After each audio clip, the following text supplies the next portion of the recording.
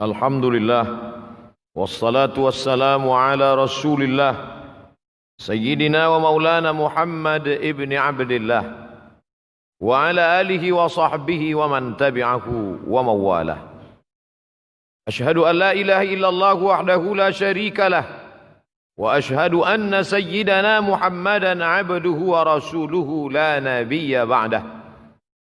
Allahumma salli ala sayyidina Muhammadin an-nabiyil ummi wa ala alihi wa sahbihi wa barik wa sallim. Qala Allah Ta'ala fil Qur'anil azim wa huwa asdaqul qailin. A'udzu billahi minasy syaithanir rajim. Ya ayyuhalladzina amanu taqullaha haqqa tuqatih wa la tamutunna illa wa antum muslimun.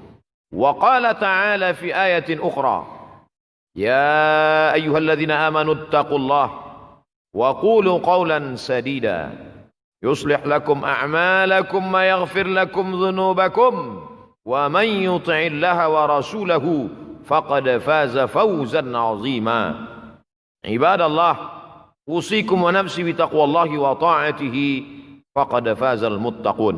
Hadirin jamaah Jumat yang dimuliakan Allah Subhanahu wa ta'ala. Membentuk mukmin sejati.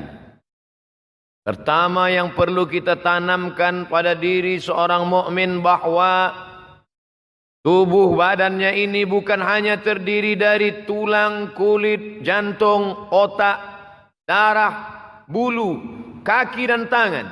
Itu hanya zahirnya saja. Tapi di dalam diri itu ada batin, zahiran wa batinan, sirran wa alaniyatan. Ada yang tampak, ada yang tak tampak. Bila seorang mukmin berkeyakinan hanya zahir saja, maka dia akan sibuk mencari yang zahir. Pergi pagi pulang petang, apa yang dia cari? Hanya benda, kerana yang tampak hanya zahirnya saja. Mukmin sejati meyakini bahwa ada yang tidak dilihat oleh mata, ada yang dipertanggungjawabkan di hadapan Allah. Alladzina yu'minuna bil ghaib. Dia yang percaya kepada yang ghaib. Bila dia berkata-kata, maka dia sadar bahwa kata-katanya dicatat oleh yang ghaib, malaikat. Bila dia melangkah, maka langkah kakinya juga akan dipertanggungjawabkan di hadapan Allah Subhanahu wa ta'ala. Bila ia melangkah, bila ia mengayunkan tangan, bahkan bisikan telinga, lintasan fikiran, detak jantungnya, dia mesti yakin dan percaya ada yang ghaib, yang diyakini, yang melihat dia. Siapa dia? La ta'khudhuhu sinatun wala naum. Itulah yang sedang kita rasakan ketika salat, mengangkat kedua tangan, mengatakan Allahu Akbar, maka meyakini ruku, sujud, tasyahud, i'tidal, menggerakkan telunjuk, mata melihat tempat sujud, dada menghadap ke arah kiblat. Itu zahirnya.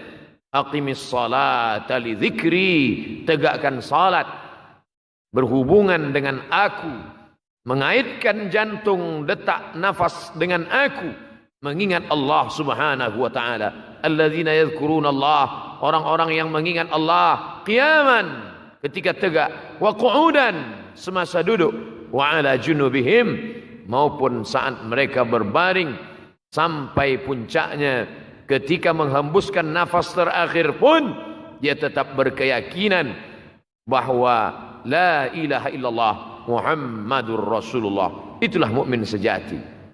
Bila hari ini ada seorang yang mengaku mukmin, yang diperhatikan hanya zahirnya saja, ditutupi dengan pakaian, ditutupi dengan kekuasaan, ditutupi dengan ilmu pengetahuan, tanpa ada batin meyakini Allah, maka batallah segala amal perbuatannya. Ulaika habitat a'maluhum, mereka itu gugur semua amalnya, seperti pokok kayu, daunnya kering, lalu kemudian dihembus angin, maka amal tak bermakna. La in asyrakta, kalau engkau persekutukan aku dengan yang lain, la yahbatanna 'amaluka, maka gugurlah segala amalmu, tiada bermakna di hadapan Allah Subhanahu wa taala. Mukmin sejati mesti ditanamkan dalam dirinya, ma ta'buduna min ba'di, wahai anakku, selepas aku mati nanti, ma ta'buduna min ba'di, apa yang akan kalian sembah, apa yang akan kalian pinta. Kita diajarkan iyyaka na'budu wa iyyaka nasta'in, menyembah hanya kepadanya dan meminta pun hanya kepada Dia. Idza sta'anta fasta'in billah, kalau minta tolong kepada Allah. Idza sa'alta fas'alillah, kalau memohon kepada Allah. Wa idza sta'anta fasta'in billah, kalau minta tolonglah kepada Allah. Hari ini banyak ayah, ibu, bunda, orang tua yang hanya menanamkan benda materi saja kepada anak keturunannya. Yang dia pentingkan apa yang engkau makan. Selepas ini engkau akan bekerja di mana? Setelah ini engkau akan membina rumah sebesar apa? Selepas ini engkau akan membeli kereta berbagai bentuknya. Ini semua baik, tapi bila tidak ditanamkan keyakinan akidah di dalam dirinya, maka dia bukanlah mukmin yang sejati. Pertanyaan Jibril pertama kepada Nabi Muhammad sallallahu alaihi wasallam, "Ma huwal iman?" Apa jawab Nabi? An ta'budallaha ka'annaka tarah. Nanti itu ihsan. Tapi ketika iman, an tu'mina billah wa malaikatihi wa kutubihi wa rusulihi wal yaumil akhiri wa biqadri khairihi wa syarrihi, semuanya atas kuasa Allah. Mukmin sejati adalah mukmin yang mampu berkata saat dia kaya raya, dia berkata la haula wala quwata illa billah. Saat dia ada kuasa, dia pun akan berkata ini hanyalah ujian dari Allah, ini hanyalah titipan dari Allah, tidak lain tidak bukan. Hadza min fadli rabbi, ini karunia Allah, liyabluwani, untuk menguji aku, apakah aku akan bersyukur atau aku akan kufur atas segala nikmat Allah. Bila mukmin sejati meyakini bahwa semua ini titipan Allah, bahwa semua ini pinjaman Allah, seimbang antara zahir dan batin, maka dia tidak akan menjadi Fir'aun yang berkata ana rabbukumul a'la. Dia tidak akan menjadi Qarun yang berkata aku kaya kerana fikiranku, aku kaya kerana kerjaku. Innama utituhu ala ilmin indi, aku hebat, aku berprestasi ala ilmin indi, karena ilmu yang ada pada diriku. Yang kedua, mukmin sejati tidak hanya memikirkan akhirat semata. Wabtaghi fima ataakallahu ad-daral akhirah, carilah kampung negeri akhirat. Engkau salat tahajud sampai azan subuh berkumandang, engkau berzikir, membaca Al-Quran. Wabtaghi fima ataakallahu ad-daral akhirah, sila cari. Wala tansa nasibaka minad dunya, tapi jangan lupa engkau hidup di dunia, bekerja. Maka berbeza doa masuk masjid dengan doa keluar masjid. Masuk masjid dia katakan Allahumma ftahli abwaaba rahmatik, ya Allah bukakan untukku pintu rahmat kasih sayangmu. Tapi bila salat selesai dilaksanakan, idza qudiyatis salah, kalau salat sudah kamu laksanakan, fantashiru fil ard, bertebaranlah di atas muka bumi, wabtaghu min fadlillah, cari karunia Allah, cari rezeki Allah. Maka keluar dari masjid seorang mukmin berkata, Allahumma inni as'aluka min fadlik, aku minta kepada engkau bukakan pintu rezeki ya Allah. Dengan rezeki yang terbuka, dia bisa menyantuni anak yatim, dia bisa membuka rumah tahfiz Quran, dia sudah menyelamatkan fakir miskin. Al-mu'minul qawi, seorang mukmin yang kuat, kuat fisiknya, kuat hartanya, kuat bendanya, kuat ilmunya. Khairun, dia lebih baik. Wa ahabbu ilallah, lebih dicintai Allah. Minal mu'minid dha'if, daripada mukmin yang lemah. Perniagaan adalah bagian dari ajaran Islam. Ketika sahabat Nabi as-sahabiyul jalil Abdurrahman ibnu Auf radhiyallahu an pindah ke kota Al-Madinah Al-Munawwarah, hanya sebatang kara, tidak membawa harta benda, anak istri semuanya tinggal di kota Makkah Al-Mukarramah, menyelamatkan nyawa yang hampir dibunuh oleh kafir musyrik jahiliyah. Sampai di kota Al-Madinah Al-Munawwarah, apakah dia hanya berzikir, bertasbih, bertahlil, bertahmid saja? Apakah hanya menghatamkan Al-Quran, bertahajud, iktikaf saja? Tidak. Dia bertanya, dullani ala suqikum, tunjukkan padaku mana tempat perniagaan orang-orang Madinah. Itulah mengapa Yahudi Bani Nadir, Yahudi Bani Quraizah, Yahudi Bani Qainuqa, Yahudi Khaybar marah. Kenapa mereka marah kepada Nabi Muhammad sallallahu alaihi wasallam? Mereka marah bukan kerana Nabi mengajarkan salat sunnah. Mereka marah bukan kerana Nabi mengajarkan puasa Isnin dan Khamis. Mereka marah kerana ekonomi umat Islam yang maju sehingga kalahlah Yahudi dengan kecurangannya. Umat Islam adalah umat yang berjaya di dunia, berjaya di akhirat. At-tajirus saduqul amin, berniaga yang jujur, yang amanah. Ma'an nabiyyin, dia akan dibangkitkan di padang mahsyar bersama para nabi. Was-siddiqin, bersama orang-orang yang benar. Was-syuhada, bersama orang yang mati syahid. Was-salihin, bersama orang-orang yang saleh. Dalam Islam diajarkan al-yadul ulya, tangan di atas, khairum minal yadis sufla, yang memberi lebih mulia, lebih baik daripada yang menerima. Bagaimana dengan orang yang membiarkan miskin, susah, fakir, melarat?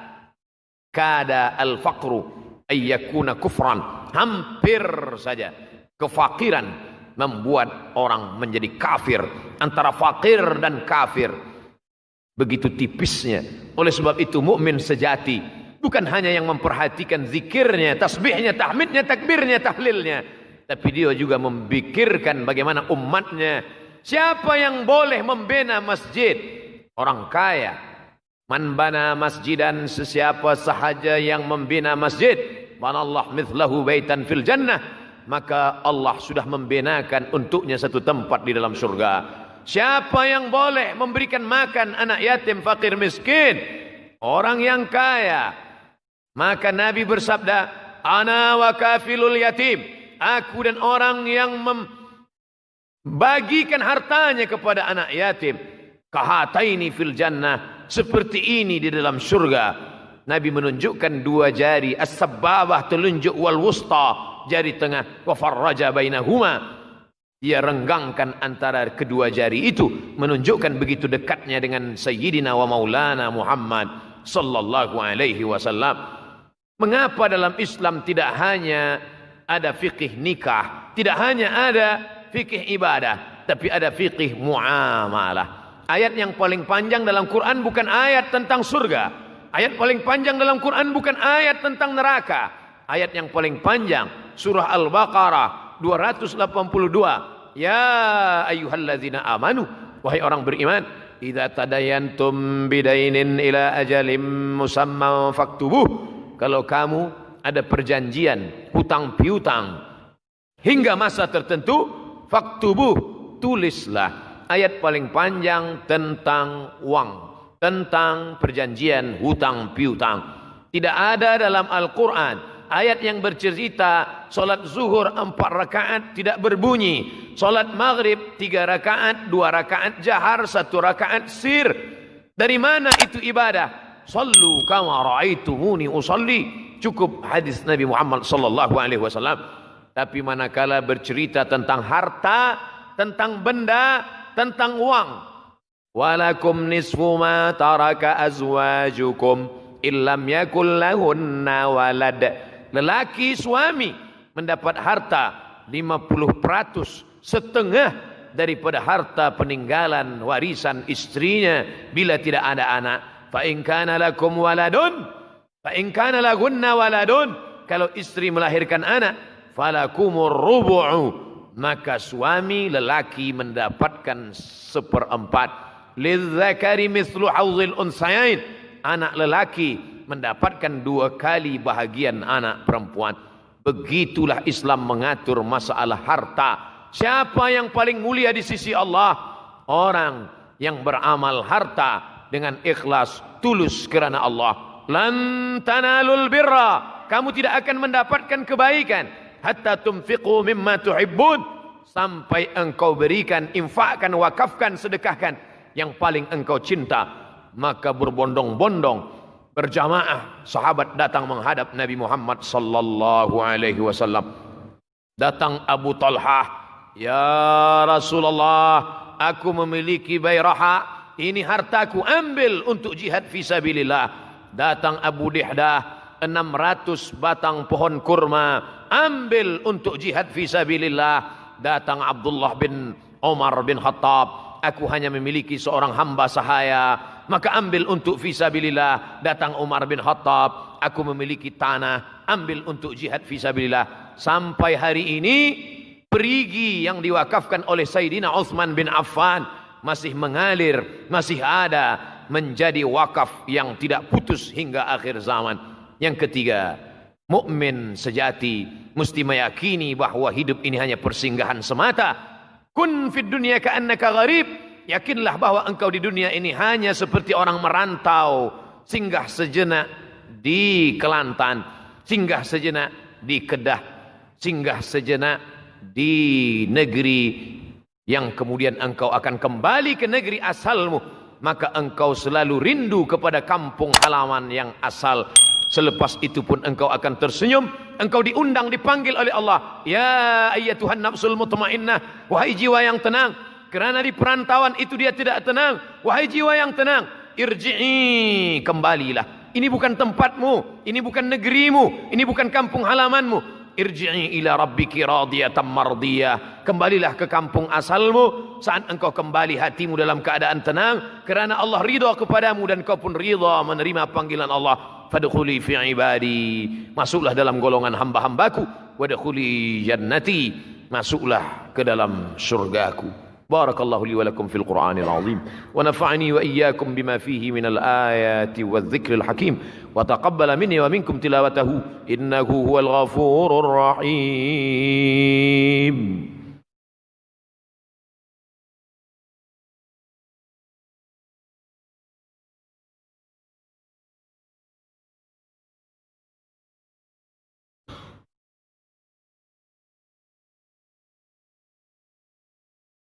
الحمد لله حمدا كثيرا كما أمر.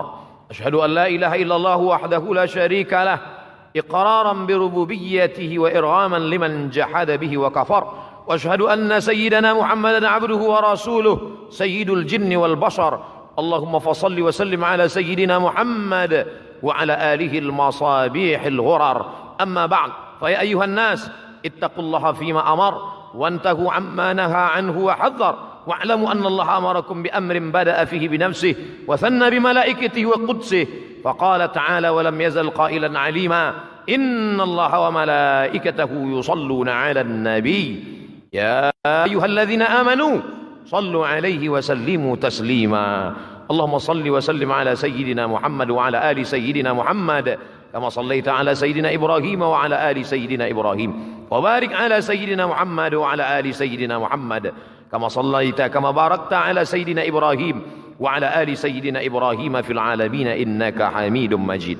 اللهم اغفر للمسلمين والمسلمات والمؤمنين والمؤمنات الأحياء منهم والأموات، وألف بين قلوبهم وأصلح ذات بينهم، وانصرهم على عدوك وعدوهم. اللهم انصر سلاطين المسلمين وأيدهم بالتقوى والتوفيق إلى يوم الدين، وأعل كلمة الموحدين، وأدم لهم العزة والتمكين. اللهم اهدنا سبل السلام وأخرجنا من الظلمات إلى النور، وجنبنا الفواحش ما ظهر منها وما بطن، وأيد اللهم بتوفيقك مدبره هذه الولاية ومشيدها عبدك الحارس لشريعتك ملكنا السلطان. Ke bawah dulu yang maha mulia Sultan Muhammad kelima, Sultan dan yang di-Pertuan Negeri Kelantan Darun Naim. Semoga Allah pelihara tuanku dan juga Sultan Ismail Petra dunia dan akhirat dari segala bencana dan golongan mereka yang zalim. أصلح الله ملكه وإحسانه وفيض له عدله وبلغه من الخير ما شاء. اللهم أدم الشرع الشريف له ولوزرائه سبيلا ومنهاجا، وارزقهم التوفيق لكل خير واجعلهم سراجا وهاجا. عباد الله، Innallaha ya'muru bil adli wal ihsan wa ita'i dzil qurba wa yanha 'anil fahsya'i wal munkari wal baghi ya'idzukum la'allakum tadhakkarun. Fadhkurullaha al-'azima yadhkurkum was'aluhu min fadlihi yu'tikum wa la dzikrullahi akbar wallahu ya'lamu ma tasna'un.